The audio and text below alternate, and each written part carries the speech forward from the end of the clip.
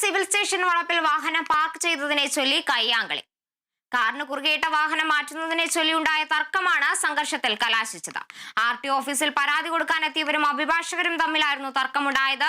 അഭിഭാഷകർ കൂട്ടം ചേർന്ന് ഡ്രൈവറെയും തന്നെയും ആക്രമിച്ചെന്നാണ് കടയ്ക്കൽ സ്വദേശിയായ ഷമീനയുടെ പരാതി. യുവതിയും ഡ്രൈവറും ചേർന്ന് മർദ്ദിച്ചെന്ന് അഭിഭാഷകനായ കൃഷ്ണകുമാറും പറഞ്ഞു. ഇരുവിഭാഗവും ജില്ലാ ആശുപത്രിയിൽ ചികിത്സ തേടി. ഇരുകൂട്ടർക്കെതിരെയും വെസ്റ്റ് പോലീസ് കേസെടുത്ത് പരാതിക്കാരുടെ മൊഴിയെടുത്തു. അഭിഭാഷകർ നാളെ കോടതി ബഹിഷ്കരിക്കും. നോർമലായിട്ട് പാർക്ക് ചെയ്തിരിക്കുന്ന വണ്ടിയുടെ നേരെ ഓപ്പോസിറ്റ് അതിന് നേരെ കുറുകെയായിട്ട് ഒരു വണ്ടി പാർക്ക് ചെയ്തിരിക്കുന്നു. അതിനകത്ത് ആളുണ്ടായിരുന്നു. ഒന്ന് മാറ്റി തരുന്നപ്പോൾ ഇദ്ദേഹം കേക്ക് പോലും ചെയ്യാതെ അപ്പൊ പറഞ്ഞു പോടി നിന്റെ ഒരു തെറിയാണ് പറഞ്ഞത്. ആ തെറി എനിക്ക് പറയാൻ വയ്യ. അപ്പൊ ഞങ്ങൾക്ക് സാധാരണക്കാർക്ക് അവർക്ക് നിയമം അറിയുന്നുണ്ട്, സാധാരണക്കാർക്ക് ജീവിക്കണ്ടേ. പിന്നെ ഇത് ഈ മൊഴയും കാര്യങ്ങളൊക്കെ എവിടെ നിന്ന് വന്നെന്ന് എനിക്കറിയില്ല. സിദ്ദീഖിനെ അവർ തറയിലിട്ട് ചവിട്ടി. അപ്പോഴാണ് ഞാൻ വീഡിയോ എടുത്തത്.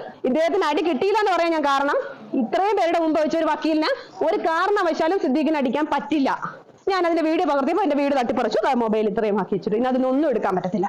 എനിക്ക് നല്ല രീതിക്ക് കംപ്ലൈന്റ് ഉണ്ട്. കാരണം പുള്ളി അങ്ങനെ എന്നോട് ചെയ്യാൻ പാടില്ലായിരുന്നു. ഒരു സ്ത്രീ എന്ന നിലയ്ക്ക് എന്നോട് മാന്യമായിട്ട് പെരുമാറണമായിരുന്നു അയാള്.